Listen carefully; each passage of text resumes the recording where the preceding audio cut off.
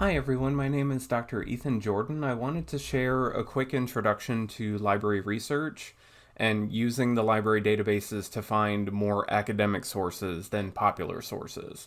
So let's say we have a topic that we want to explore. I'm just going to Google social media and we'll see what happens as far as a search like this on a larger sort of search engine for popular sources. So we get 13 billion results, which is probably more than we'd be able to sort of sift through and explore and sort of tackle in any detail. I doubt most people have not been past the, first or second page on a Google search in most cases. If you got to page 10, I assume you're, really trying to illegally download something, right? So the idea is to do a more focused search. And by doing a more focused search, we can kind of limit the material that we're finding.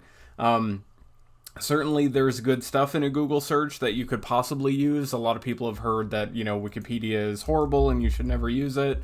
But if you need a broad discussion of a topic, it's certainly fine to start with something like Wikipedia to have a sense of the current conversation around that topic. But it's not the strongest in terms of ethos because we don't necessarily know who wrote this text. Because it's crowd written, we don't know if they're an authority on this issue. We know that this may be a generalized consensus on the issue, but I wouldn't necessarily quote this material in an essay because we don't know where it's coming from. A lot of people will use something like a Wikipedia page to find sources, and they'll look in the works cited page for, some sources in here in the references. It's not as though these sources aren't possibly good ones. So, for instance, this one from Telecommunications Policy is probably an academic journal on this particular issue. But if your sources are just kind of echoing the existing sources in a Wikipedia page, you're not really undertaking your own research, and it's not really intellectually honest to do that because you're pulling information from someone else's research and kind of calling it your own. So certainly you can read Wikipedia, you can use Wikipedia to maybe find a source or two, but I wouldn't base your entire research work on sifting through these 200 resources to find the very best information you can and the most current information you can about this particular topic. What I would instead recommend doing is going to the library database, the library website.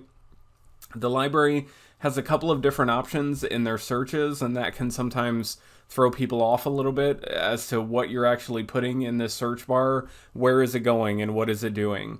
To briefly summarize, and also the librarians are very helpful, so they're always free to chat if you have a concern. But usually the library will default to summon, and so summon will, sort of come up initially, and that'll be your search bar that you're working with. I'm assuming everybody's got my password there. And the idea is to possibly use something like this, but even then you get 3 million results for something like this. We can limit the searches here, and we can do full text online and those other things. I still think summon is maybe a little bit too broad. I also think sometimes summon says that the library has access to something when they really don't. So the other options that you have for searches, if you search the catalog, that's literally just searching what's at the university library building or what the university is fairly certain they have access to on hand. So it's not necessarily giving us a broad scope of what's out there. It's kind of just limiting it to what's inside this building. So instead, if we're looking for more academic sources which are peer-reviewed, which don't have a sort of financial interest, if I were to Google social media and read what Facebook says about social media or what Instagram says or what TikTok says, those sources are going to be heavily biased toward the use of social media because they're in the business of selling that product to us and encouraging people to use it. So instead, I might go to something like EBSCO, and I'm going to search for social media there. They have these limiting results for full text and peer-reviewed down below. You're certainly free to click those, but I always kind of go with a broader search at the start. I have 2 million hits, so that's at least better than the few billion and better than Summons 3 million. And I know that this is all fairly academic stuff. This is all, usually peer reviewed in most cases. So I can limit those. I can go to just academic journals if I wanted to. And I could limit the number that I see. I could break this down to the last 10 years because I'm not so sure it's relevant to go through a lot of material from 2002 about social media. So let's just limit it to the past 10 years. And already I'm down to 564,000. That's still a lot. It's not as though you're going to be able to get through all of these particular pages about this topic because there's still going to be a lot of material there. So this is a good case where you might want to just limit to full text and see what that gets you. But even by doing this, I don't think it's going to lessen it very much. So it's lessening it a lot, but 254,000 entries are not something you could possibly sift through. This is an example of where this topic might be a little bit too broad. So this is where it might be a good idea to go to something like a Wikipedia page and try to look for some key terms. I'm trying to think of some examples like social media and body image could be a search that we do. And that can delineate more clearly, okay, we want to talk about the impact that social media has on people's awareness of themselves and their bodies. 2,000 sources is pretty good in terms of the number. You could get through the first couple of pages of this and you know that you're going to have some solid material. It still might be a little bit too big. You might try like body dysmorphia. There we go. I hope I'm spelling that right. Oh, no, it's with a Y. Oh, terrible. So I'm going to search for this because somebody clearly spelled it wrong. That's how we got the 7. But if I have 7 search results from my search, I'm going to remove the full text. And I'm going to remove the academic journals and see what that gets me in terms of the number there. Because there are academic books, there are websites, videos. So already we're getting a couple of different source types, like an academic journal. It will be indicated on the side here in an EBSCO search. There's a book here. So we've got lots of different options. Sometimes you'll have news articles, dissertations. So these are all peer-reviewed materials that are going to be at least better than random information we find on Google or biased information that we're finding from the company themselves. This is going to be at least a better way to go. When I have a source that sounds really interesting, I'm not sure if I want to deal with non-surgical treatment of the face, but here we go. A thematic content analysis of cheat meal images on social media, characterizing an emerging dietary trend. That sounds promising. When I click the title of that piece, this is what's called the detailed record for this source. This is a really good place to find some important info that might be helpful. Number 1 is the abstract. So if you want to read through this quickly without looking into the article itself, just to make sure that it's roughly talking about what you want to talk about, this is a way to go. Another thing that's really handy here is the cite button, where you can cite this source in APA or MLA, depending on what your instructor is requesting. You can copy and paste that, and you've already got your citation pretty close to correct. These aren't perfect, but at the same time, it's a good starting place to check and see that everything is looking the way that it needs to. And having this at the start is easier than generating them yourself. So I highly recommend, while you're in the detailed record, taking a look at the abstract, looking at the citation, just in case this ends up being something that's relevant for you. A lot of the brunt work of creating that citation and making sure this is working for you is already done just by looking at those 2 pages. In most cases, what we're looking for is something like the PDF full text on the left. You'll usually see this red and white PDF icon. Sometimes when you're in this database, it will take you to other sites and other places. In those places, what you're trying to find is something that says PDF full text. If you've got the PDF, you're in business because you can actually read this and download this. I highly recommend saving any material that you find in a database. Just save to your desktop. I'm not going to save over something that was existing before, but so once that's saved to my desktop, Then I have the PDF of this. I don't have to be online necessarily if there's a bad internet connection. And I also have this material that I can kind of sift through and copy paste and do whatever I need to do as far as finding material in here that's going to be relevant to the topic that I'm talking about. So saving that PDF, saving the citation while we're in the detailed record, that's a lot of your work kind of already done for you. What I don't recommend when searching in something like EBSCO is to just bookmark the page at the top of the page, because these URLs shift around all of the time. So what I recommend highly is downloading the PDF, or even if you have HTML full text, that's better than nothing.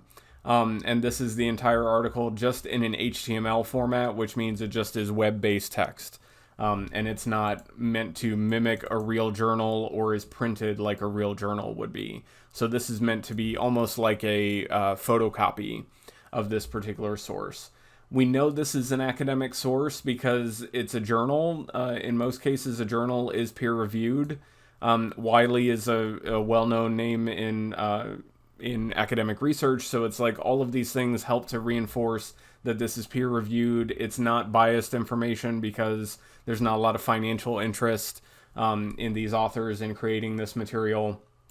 The International Journal of Eating Disorders is going to be a much better source than TikTok itself on this particular issue.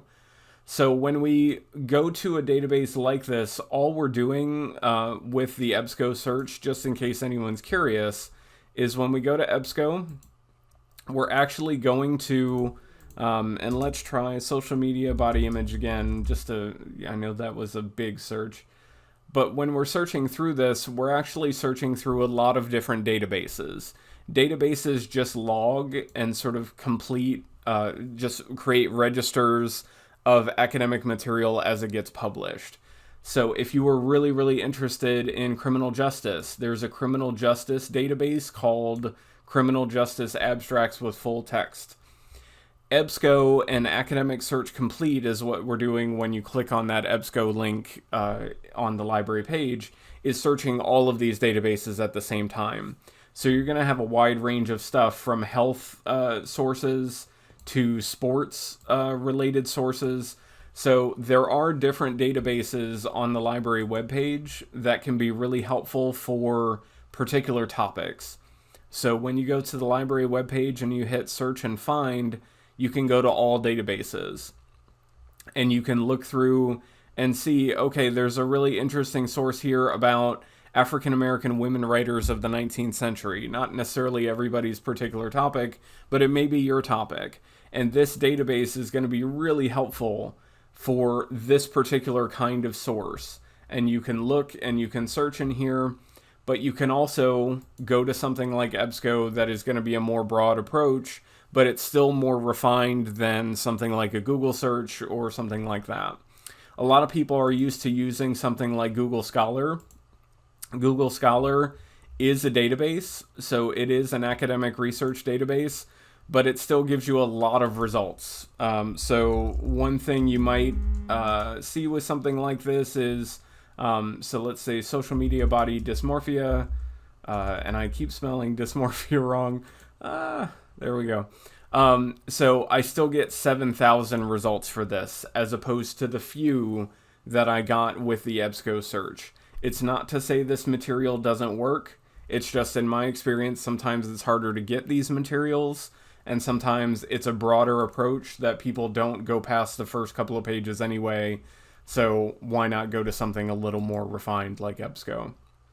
The last thing I wanted to mention about using the library databases and using EBSCO particularly is when we're searching for materials, sometimes it'll have a button that says Find It. And we'll see an example of this in a moment. So if there's something here that says Find It, it doesn't mean that you can't actually access this source because it doesn't have a PDF full text. PDF full text is always a good thing to see because that means we can find it, we can use it, we can download it. The Find It button is always a bit of a gamble, but sometimes it works and sometimes it doesn't. It appears that our library does not have access to the Journal of Social and Clinical Psychology, So it's not going to be possible for us to necessarily get this immediately. One thing you might request is a copy through interlibrary loan. It's a really good idea if this is your first time doing any research at the university level to just take a moment and to sign up with the interlibrary loan account. You'll have to go through and put in some information. I've already done that, so it's not showing me that info. But what it's going to ask you to do is just create an interlibrary loan account, and then you don't have to touch it again. Or at least in my experience, I haven't had to mess with my account very much. And you'll be able to request things. And usually they appear pretty quickly, especially because there's a lot of digital material out nowadays. So they'll possibly be able to get you something within 3 days. I've gotten a lot of material within maybe 3 to 5 days. I haven't been waiting 6 weeks for an article to appear when I've requested through interlibrary loan. So just know that that is a possibility. And sometimes when you click this particular button, you do get lucky. I'm trying to find an example of getting lucky with this in the few minutes that we have to show you that sometimes you do go to another source. Here we go. We got one. And we have an abstract. Remember, the abstract is not the full article, so it's not something that you would want to cite necessarily or quote from because it doesn't necessarily represent the full article. But at the same time, with this particular example, it looks like I can download a PDF.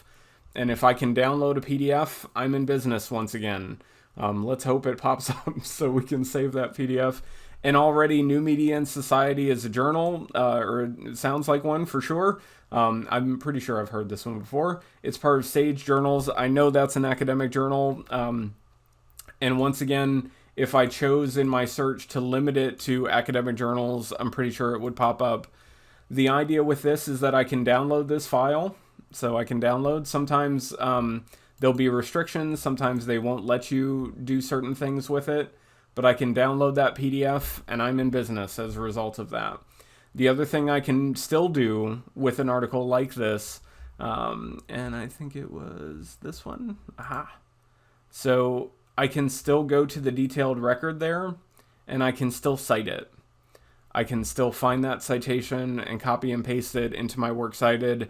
And once you've got, several of these articles together, you're having a better sense of the secondary conversation about this issue so that you can couch your argument within that larger discussion of that idea. So other academics and researchers have been talking about this particular issue. What do they have to say, and what does my material reflect that's new or sort of pushing that conversation forward? This is different from primary research, which may be surveys or interviews. Those are more limited sources because they don't give you a broader scope of the existing academic conversation. And so that's all we're trying to do when we're doing research in databases, is we're trying to get the best material we can with the limited amount of time that we all have and the limited number of things that we can sift through. Academic Search Complete is going to give you a much more focused search than any other option, but it's also going to give you better material than almost any other option. So I highly recommend taking some time with the databases. If you put in too many words in the search, by the way, it's going to possibly bounce your search and it'll say there's nothing there. So if I said body image, mental health, and Instagram, I'm not sure what's going to pop up here, but I assume it's going to limit this so far. Oh, we even still got some stuff, which is great. So sometimes if you put in a question or too many words in the search bar, it will give you a 0. If you have a 0, just kind of pull some words away, and you'll start to see those search results pop up much more often. All right, I hope this helps. The librarians also are very good at showing you a particular database that might be particularly helpful for your topic. So if you want to talk about social media body dysmorphia, there's probably a database that's even better than something like Academic Search Complete doing all of these. Maybe there's a really specific one that could be helpful. So librarians are going to be especially helpful at determining which of those databases for you to search. So all of those options are available. Just do the best you can in terms of finding stronger material than would otherwise be possible without the library website. Thanks, everybody.